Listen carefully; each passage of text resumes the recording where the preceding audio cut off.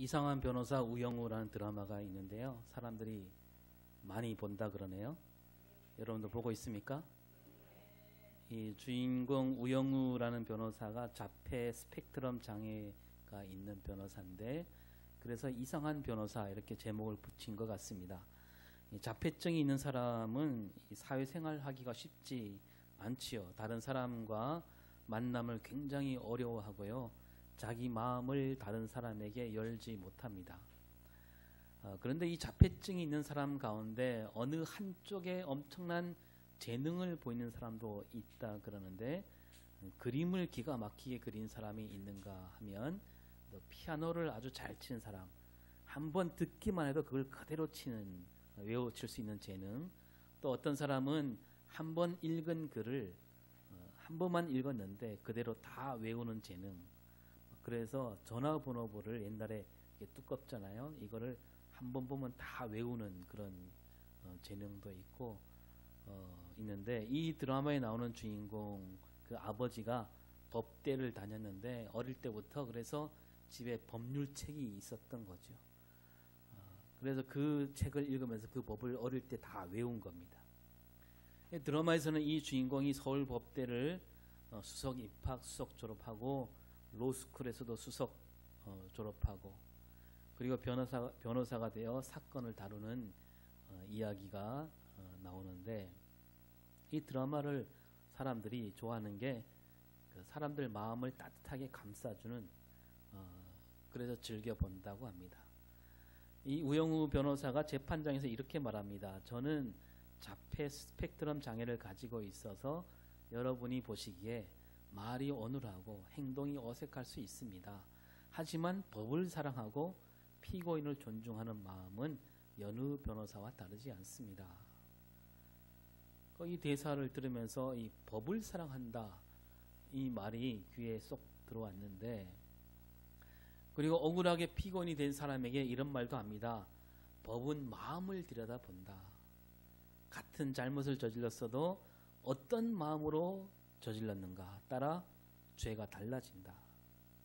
정말 죽이려는 마음으로 때렸다면 살인 미수죄가 되는 거고, 다치게 할 마음으로 때렸다면 상해죄가 되고, 그저 때리고 싶은 마음이었다면 폭행치상죄, 그냥 실수였다면 과실치상죄가 된다.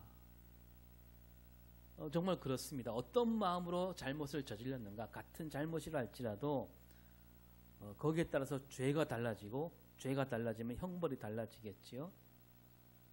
그걸 가려내지 않는다면 또 올바른 재판이라고 할 수 없습니다. 그래서 이 변호사는 말을 하기를, 법은 마음을 들여다본다. 그러니까 이 우영우 변호사가 그저 법전을 몽땅 외우기만 하는 천재 변호사가 아니라 마음으로 그 법을 보고 있는 거죠. 법이 그저 잘못을 처벌하기만 하는 그런 일만 하지 않고, 이 법이라는 게 우리 마음 상태가 어떤가, 그거를 들여다보고 마음을 헤아린다라는 겁니다. 그래서 나는 법을 사랑한다, 이거 아닙니까? 법을 다루는 드라마인데, 그래서 이 따뜻한 마음이 느껴지기 때문에 사람들이 좋아하는 거죠. 우리가 지난주에 사무엘상 말씀을 나눴는데요. 우리가 나눈 말씀 그때 그 17장 앞에 보면 16장 7절에 이런 말씀이 있습니다. 다들 잘 아는 말씀이죠. 시작. 여호와께서 사무엘에게 이르시되 그의 용모와 키를 보지 말라. 내가 이미 그를 버렸노라. 내가 보는 것은 사람과 같지 아니하니 사람은 외모를 보거니와 나 여호와는 중심을 보느니라 하시더라. 아멘. 하나님은 용모와 키를 보지 않는다. 저는 참 좋아하는 구절입니다.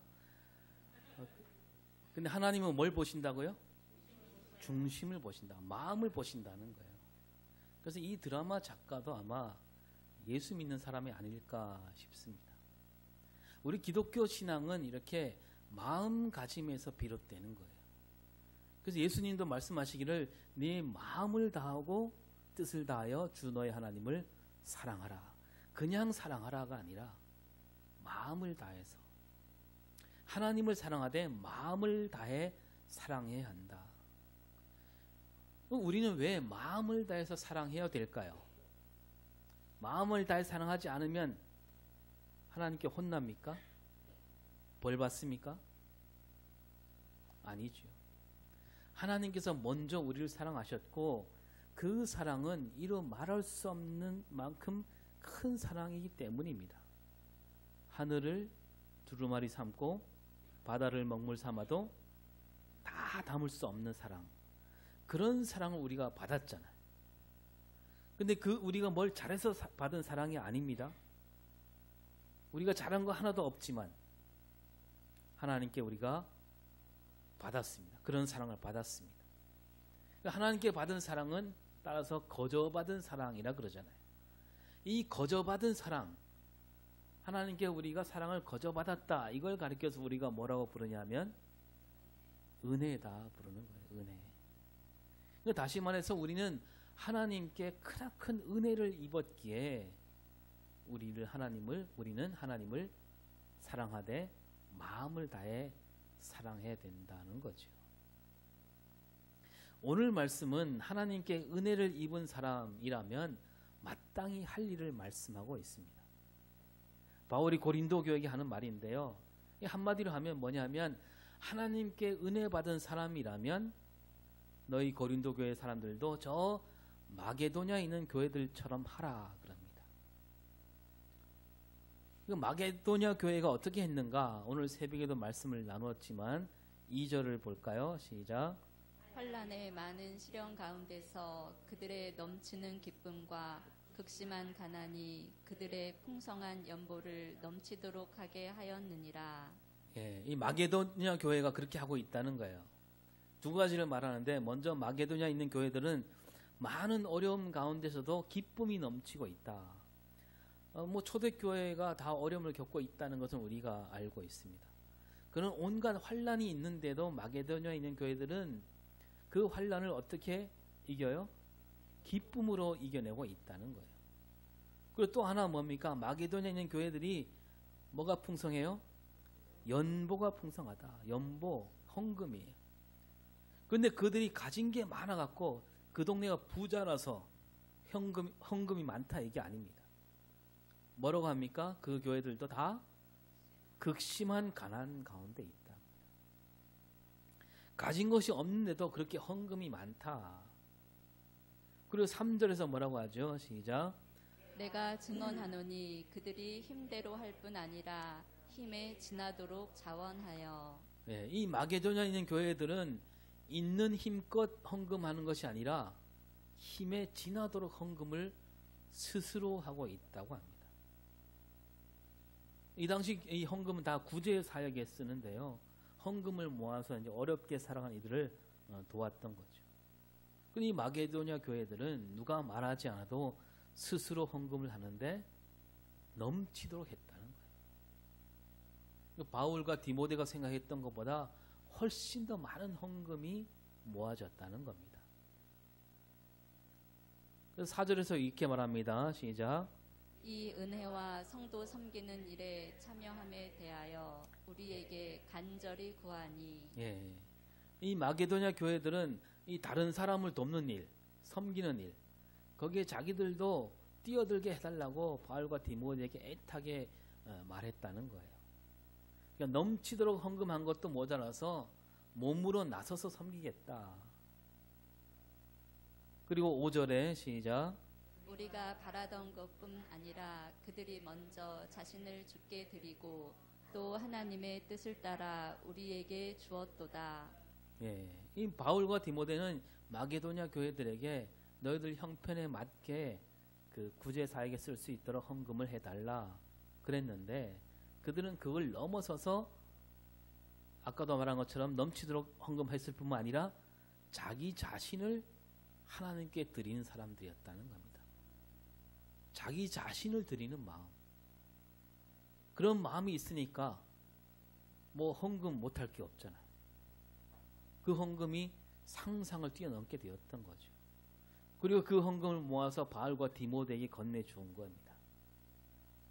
마게도냐에 있는 교회들은 이 바울과 디모데가 하나님 일을 하는 일꾼이다. 그렇게 굳게 또 믿고 있었기도 했다는 겁니다.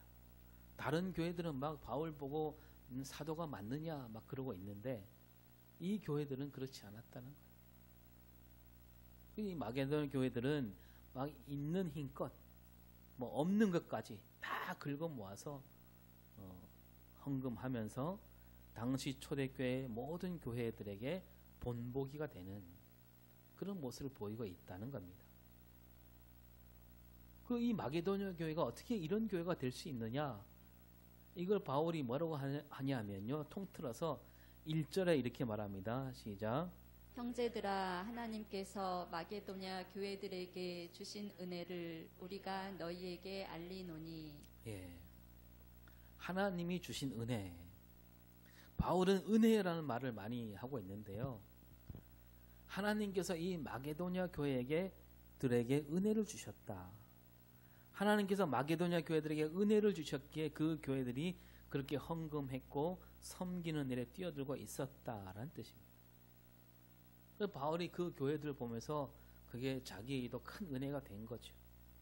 뭐 여러 지역을 돌아다니면서 교회를 세우고 막 교회들을 돌보고 있는데 그 교회가 마게도냐인 교회가 어려움을 이겨내고 든든히 서간다는 소식. 그 소식만 들어도 바울은 정말 대견스럽고 힘이 되는데 그렇게 헌신하는 섬기고 헌금하고 그러니 바울이 더 힘이 된 겁니다. 그게 은혜가 된 거예요. 이 마게도냐인 교회들은 바로 이 은혜를 누리며 사는 교회들이었다는 거예요. 어떤 일을 겪게 되더라도 하나님이 주신 은혜로 그걸 다 받아들이니까 뭐 시련도 환난도 기쁨으로 이겨낼 수 있었고 모든 것을 하나님 은혜로 여기며 살고 있는 교회들. 지금 내가 살아있는 것도 은혜고 뭐 잡혀가는 것도 은혜고 죽는 것도 은혜고 이렇게 생각하니까 뭐 어려움이 없는 거죠. 아니 어려움이 있지만 얼마든지 넘어설 수 있는 겁니다. 많이 가졌든 그렇지 않든 이 모든 것이 하나님의 은혜니까 자기에게 있는 것은 다 하나님 것이라고 믿는 그런 사람들이니까 하나님께 드리는 게 어렵지 않은 거죠. 주저하지 않고 바치는 겁니다. 바울이 이 말을 하면서요. 이 고린도 교회도 이렇게 해야 되지 않겠는가. 그래서 6절에 시작. 그러므로 우리가 디도를 권하여 그가 이미 너희 가운데서 시작하였은즉 이 은혜를 그대로 성취하게 하라 하였노라. 예. 고린도 교회도 하나님 주신 은혜가 있을 터인데 그 은혜를 너희들도 그대로 이루어야 되지 않겠느냐. 그 앞에 7장에 보면요. 고린도 교회가 이제 바울이 디도를 보내갖고 조금씩 바뀌어 가고 있었습니다. 고린도 교회도 다른 사람을 섬기고 구제하는 일을 막 시작하게 만들었다는 거죠. 그러니까 이제 여기에 힘을 받아서 너희들도 마게도냐 교회들처럼 할 수 있다. 그겁니다. 바울이 바라기는 좀 어려워도 모든 것을 하나님 은혜로 여기고 더 기쁜 마음으로 이겨내고 또 하나님께 드린 예물도 정성껏 드려서 교회를 더 잘 세워나가기를 바라는 마음으로 이 편지를 쓰고 있는 겁니다. 그래서 7절에 뭐라고 합니까? 시작. 오직 너희는 믿음과 말과 지식과 모든 간절함과 우리를 사랑하는 이 모든 일에 풍성한 것 같이 이 은혜에도 풍성하게 할지니라. 예, 여기서 오직 너희는 고린도 교회 사람들에게 하는 말이에요. 이 고린도 교회는 아주 뛰어난 교회입니다. 믿음도 크고요, 말도 잘하고 지식도 많고 열정도 많습니다. 우리가 고린도 전서도 보면 알잖아요. 뭐 여러 가지 은사가 나옵니다. 하나님께서 얼마나 많은 은사를 주시는지 몰라요. 뭐 온 교인이 다 은사 한두 개씩 갖고 있는. 하나님께 이렇게 많은 은사를 주셨는데 그 은사로 이 은혜로운 일, 마게도냐 교회가 했던 그 일에 너희들도 할 수 있다는 말이에요. 자기가 받은 달란트들을 헛된 곳에 쓰지 말고 은혜로운 일에 더 많이 쏟아내지 않겠느냐. 그 고린도 교회는 지금까지 뭘 했냐면요, 은사 많이 받았습니다. 달란트 많습니다. 뭐 그걸 어디에 썼냐면 서로 잘난 체 한 데 쓴 거예요. 내가 더 낫다. 서로 다툰 겁니다. 누가 더 잘나고 누가 더 많이 아느냐, 누구 은사가 더 크냐, 누가 신앙이 더 깊은가, 그런 다툼이 있는 교회. 한 사람 한 사람 볼 때는 다 훌륭한 그리스도인인데 모으기만 하면 그렇게 말썽이 생기는 교회였다는 겁니다. 심지어 바울을 볼 때에도요, 바울을 보면서 바울의 그 훌륭한 점, 좋은 점, 뛰어난 점을 살피기보다는 바울에게는 약점을 들춰내요. 말을 잘 못한다, 외모가 별로다, 바울이 하는 실수, 이런 것만 짚어내는 교회였습니다. 다 틀린 말은 아니에요. 다 맞는 말이에요. 아주 그 보는 눈이 예리하거든요. 날카롭거든요. 바울이 말하기를 이제는 그 능력들을 하나님 은혜를 널리 펼친 데 써야 하지 않겠는가, 그 말을 하고 있는 겁니다. 여러분, 하나님은 누구에게나 크고 작은 능력이나 달란트를 주셨잖아요. 어떤 사람은 말을 잘하고 어떤 사람은 잘 들어주는 은사도 있고요. 어떤 사람은 막 부지런한, 몸을 그냥 맨날 근질근질 해갖고 그냥 부지런한 그런 은사가 있고요. 어떤 사람은 좀 여유가 있는 넉넉한 마음이 있기도 하고. 그런데 이런 달란트, 이런 능력 하나님 왜 주셨는가? 교회를 세우고 다른 사람을 돕고 섬기는 일에 힘쓰라고 주셨다는 겁니다. 그리고 그 달란트와 능력, 우리가 뭐 잘해서 주신 거예요? 거저 주신 거예요. 거저 받은 겁니다. 거저 받은, 은혜로 받았으니까 우리가 어디에 써야 돼요? 은혜를 베푸는 일에 써야 된다는 겁니다. 8절에서 바울은 고린도 교회를 잘 또 타이릅니다. 고린도 교회에게 명령을 내리는 것이 아니라 마게도냐 교회들이 열정과 헌신이 있었듯이 고린도 교회도 사랑과 진실함이 있고, 그래서 그것을 나타내야 되지 않겠느냐. 이제 많은 교회 앞에서 고린도 교회도 이 진실함을 보여줄 때가 되었다라고 하면서 9절에 뭐라고 하죠? 시작. 우리 주 예수 그리스도의 은혜를 너희가 알거니와 부요하신 이로써 너희를 위하여 가난하게 되심은 그의 가난함으로 말미암아 너희를 부요하게 하려 하심이라. 예. 예수 그리스도의 은혜가 어떤 은혜인지 너희들도 알지 않느냐. 뭐냐면 모든 것을 가지신 그리스도께서 모든 것을 다 내어주심으로 가난하게 되었고, 예수님이 가난해지심으로 온 세상 백성들이 부요를 누리게 하셨다는 말씀입니다. 고린도 교회가 이러한 은혜를 누구보다도 잘 아는데 이제 그 은혜를 아는 이들로서 마땅히 할 바를 해야 되지 않느냐. 그리고 10절에 따르면 고린도 교회가 벌써 1년 전에 구제 헌금을 시작했고 모든 교인이 이제 그 구제 사역에 마음을 모았다고 합니다. 그리고 11절 12절에 뭐라고 합니까? 시작. 이제는 하던 일을 성취할지니 마음에 원하던 것과 같이 완성하되 있는 대로 하라. 할 마음만 있으면 있는 대로 받으실 터이요 없는 것은 받지 아니하시리라. 시작했으니까 이제 끝을 향해서 가라, 이거 아닙니까? 근데 하는데 있는 만큼만 하라. 하나님께서는 없는 것까지 받으려 하지 않는다. 마게도냐 교회 그것까지는 못하더라도 있는 만큼만 하라, 그거 아닙니까? 바울이 이렇게 말하면서요, 이 헌금에 담긴 뜻을 풀어주고 있는 겁니다. 그래서 간추려 보면 이거 아닙니까? 우리가 하나님께 엄청난 은혜를 받았지 않았느냐? 그 은혜를 받았으면 은혜를 베풀어야 한다. 바로 이 헌금은, 구제 사역을 위한 이 헌금은 바로 은혜를 베푸는 일이다라는 겁니다. 여러 차례 말씀드렸지만 우리가 11조를 우리가 드릴 때 내 것 가운데, 내 것 가운데 10분의 1을 딱 하나님, 10분의 1만 하나님 것이니까 그거를 하나님께 드린다. 이게 아니라 그랬잖아요. 뭡니까? 나에게 있는 거 다 하나님이 주신 것이다. 하나님 은혜로 받은 것이다. 모든 재물이 하나님 것이다. 이런 마음을 가져야 되는데 우리가 살다 보니까 자꾸 잊어버릴 때가 있다는 거죠. 그래서 11조를 드리면서 다시 또 올리는 거예요. 11조만 딱 드리고 나머지는 뭐 내 마음대로 써야지. 이거 뭐 11조를 아예 드리지 않는 사람보다 낫겠지만요.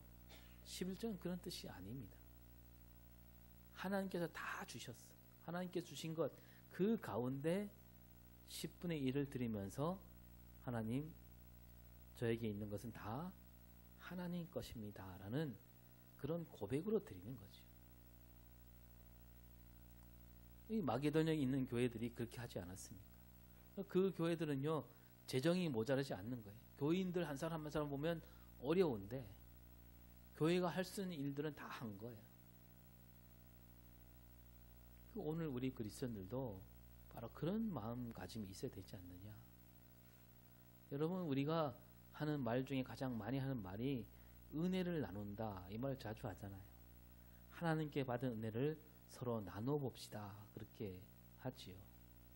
그러면 이제 뭐 이렇게 모여서 내가 이런저런 어려움이 있었는데 하나님께서 은혜를 베푸셔서 다 이겨냈다. 참 감사하다. 오늘 말씀을 들었는데 꼭 나에게 주신 말씀이었더라. 그래서 거기서 위로를 받았다. 이런 말을 주고받으면서 우리가 은혜를 나눈다 그러지 않습니까? 그 맞습니다. 우리는 이제 만날 때마다 그런 은혜를 나누어야 돼요. 여러분, 내가 받은 은혜 자꾸 다른 사람에게, 옆 사람에게 나눠야 돼요. 그래야 신앙이 건강해질 수 있습니다. 혼자만 은혜 받고 그 은혜를 나누지 않고 자기 혼자만 속으로 은혜 받았으니까 좋다. 남한테 얘기하면 이 은혜가 날아가지 않을까 그래갖고 꽁꽁 갖고 있으면 그런 신앙은 잘못된 길로 가기가 아주 쉽습니다. 은혜는 나누어야 돼요.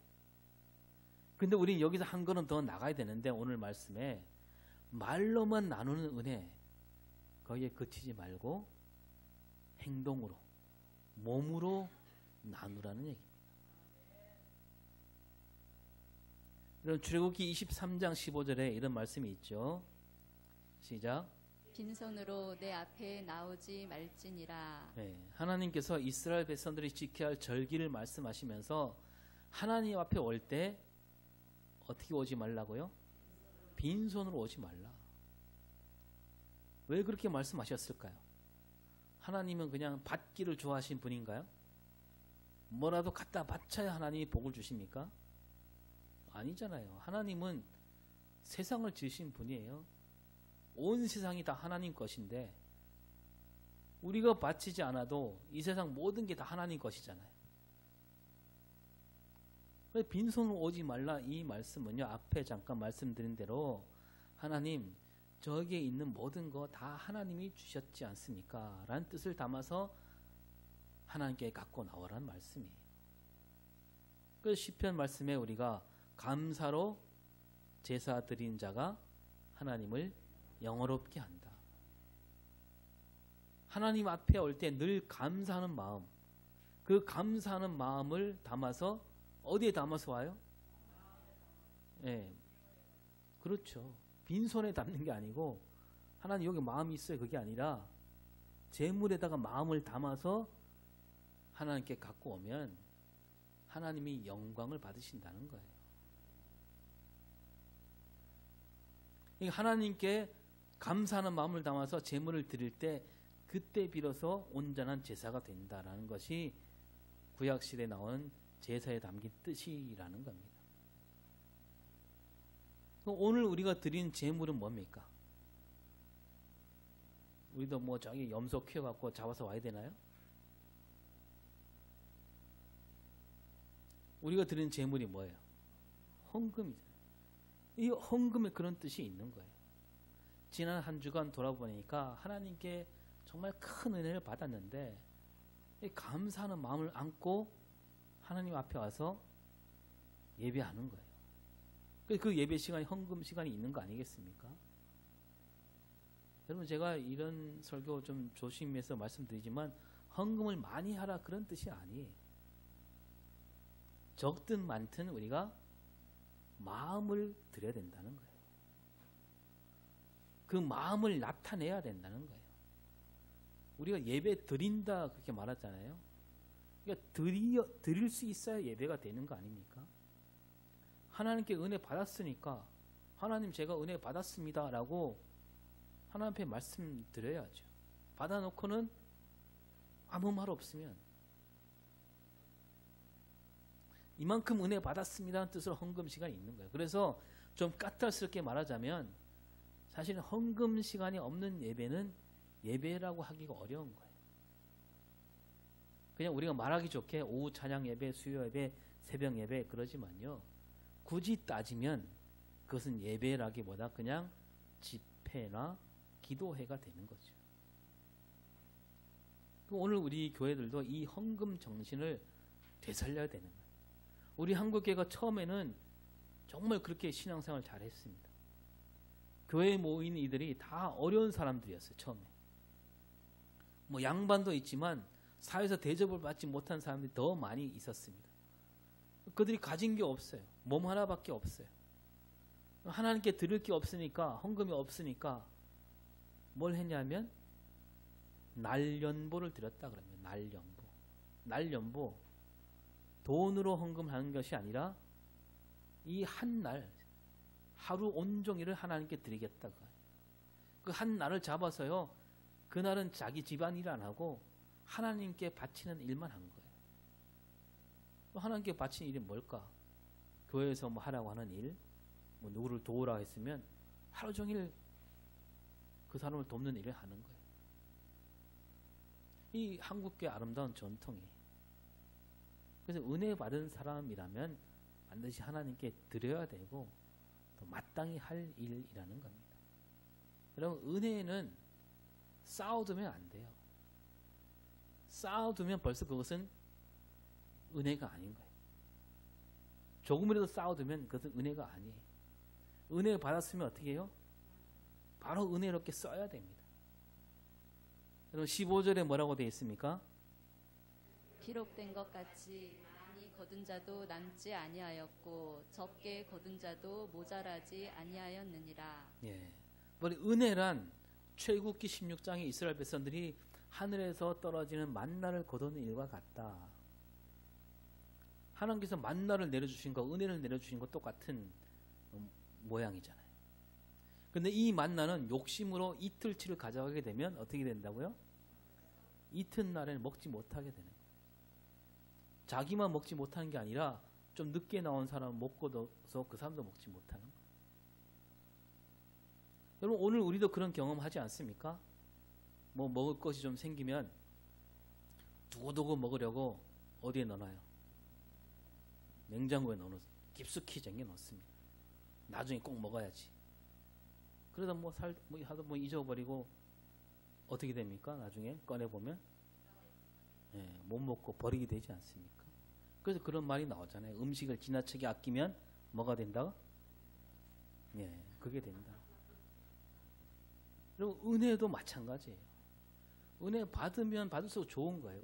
여러분 은혜 많이 받으세요. 그러면 받았으면 베풀어야 되는 거예요. 쌓아두지 마세요. 베풀지 않으면 받은 은혜 베풀지 않고 차곡차곡 쌓아두면 좋을 것 같잖아요. 아니에요. 쌓아두면 바로 없어지는 게 은혜예요. 그 은혜에 대해서 말씀드릴 때 여러분 핸드폰 충전 얘기도 말씀드렸습니다. 우리가 교회에 나와서 예배할 때 은혜를 받는데 그것은 꼭 핸드폰 충전이와 마찬가지다. 우리가 왜 핸드폰을 들고 다닙니까? 전화 통화도 하고 요즘 뭐 음악도 듣고 영상도 보고 그러잖아요. 그 비싼 돈 주고 핸드폰 샀는데 그 핸드폰으로 아무것도 하지 않고 그냥 충전기에 꼭 꽂아 놓기만 한다면 그 핸드폰 이게 뭔지도 모르고 산 거 아닙니까? 그 비싼 돈으로 하나님 보시기에는 그 아주 값비싼 것을 우리에게 주신 거예요. 엄청나게 비싼 값을 지불하고 우리에게 주신 겁니다. 근데 그것을 쌓아두기만 하는 거예요. 충전만 하고 있는 거예요. 쓰지 않고. 은혜를 모르는 사람이죠. 핸드폰 샀으면 핸드폰답게 써야 되잖아요. 은혜를 받았다면 그 은혜를 은혜롭게 써야 됩니다. 우리가 주일마다 드리는 헌금도 똑같은 뜻이에요. 하나님 은혜를 받았으니까 그 은혜를 은혜롭게 나누겠다, 그겁니다. 여러분, 오늘 말씀에서 헌금을 뭐라고 했냐면, 뭐라고 했죠? 헌금을 아까 읽었잖아요. 연보라고 번역했잖아요. 옛날엔 다 연보라고 했는데요. 뜻이 있는 번역이에요. 연보에서 연은 버릴 연자예요. 버릴 연. 보는 돕는다, 도울 보자예요. 나를 버려서 다른 사람을 돕는다는 뜻이에요. 그래서 오늘 13절에 뭐라고 되어 있습니까? 시작. 이는 다른 사람들은 평안하게 하고 너희는 공고하게 하려는 것이 아니요 균등하게 하려 함이니. 예. 그러니까 없는 살림에 그렇지 않아도 어려운데 헌금하게 되면 더 가난해지지 않습니까? 이렇게 말하는 사람이 있었던 것 같습니다. 그러나 그렇지 않다. 이 일은 하나님이 하시는 일이기에 내가 헌금을 해서 다른 사람을 돕게 되면 모두가 균등하게 된다. 모두가 다 같이 복을 누리게 된다. 15절도 그렇잖아요. 14절인가요? 14절 시작. 이제 너희의 넉넉한 것으로 그들의 부족한 것을 보충함은 후에 그들의 넉넉한 것으로 너희의 부족한 것을 보충하여 균등하게 하려 함이라. 네. 이 말씀이 초대교회 정신이 가장 잘 나타나 있는 구절이에요. 서로 함께 나누니까 없는 이들, 모자란 이들이 없는 거예요. 다 쓸 만큼 갖게 되는 거예요. 모든 사람이 자기가 먹을 만큼만 얻으려 한다면 모두가 행복을 누릴 수 있다는 거예요. 초대교회가 이루었던 아름다운 모습 아닙니까? 여러분, 오늘 우리가 사는 세상에도 정말 이런 일이 꼭 이루어졌으면 좋겠어요. 가진 사람들은 너무 많이 가져갔고 남게 되고 남은 것을 버리고 또 버린 데다가 돈을 씁니다. 그런 세상이잖아요. 없는 사람은 어때요? 너무 없어갖고 자식을 굶어 죽게 만든 세상이 아직도 곳곳에서 일어나고 있습니다. 우리나라는 좀 나아지고 있죠. 우리 사회가 좀 바뀌어가고 있습니다. 많이 가진 사람 막 세금 많이 걷게 해서 없게 하고 없는 사람은 좀 깎아주고 그렇게 해서 뭘 합니까? 나이가 들어서 일하지 못한 사람들 나라에서 연금을 주잖아요. 직장 다니다 그만두면 직장 얻을 때까지 실업급여가 나오고 저 서유럽 어떤 나라는요 직업이 없이 평생 살아도 우리나라에서 사는 것만으로도 고맙다 그래서 평생 죽을 때까지 돈이 나온다는 거 아닙니까? 그 돈이 어디서 오겠어요? 사람들이 욕심을 부리지 않기 때문에 내가 왕창 벌어야 되겠다 그런 사람이 없는 거죠. 돈을 은행에 쌓아두기만 하지 않습니다. 그러니까 악착같이 많이 벌려고 하지 않아요. 돈을 벌려고 일하는 것이 아니라 내가 하고 싶은 일 즐겁게 하는 거. 즐겁게 하니까 얼마나 좋습니까? 즐겁게 하니까 일이 더 잘 돼요. 그 돈이 막 생기는 거죠. 나라에는. 근데 그 사람은 쓸 만큼만 받고 남은 돈은 모든 국민에게 골고루 돌아가게. 정말 좋은 나라 아니에요? 우리는 이제 그런 나라를 향해서 가는 거예요. 여러분, 이런 제도가 어디서 왔을까요?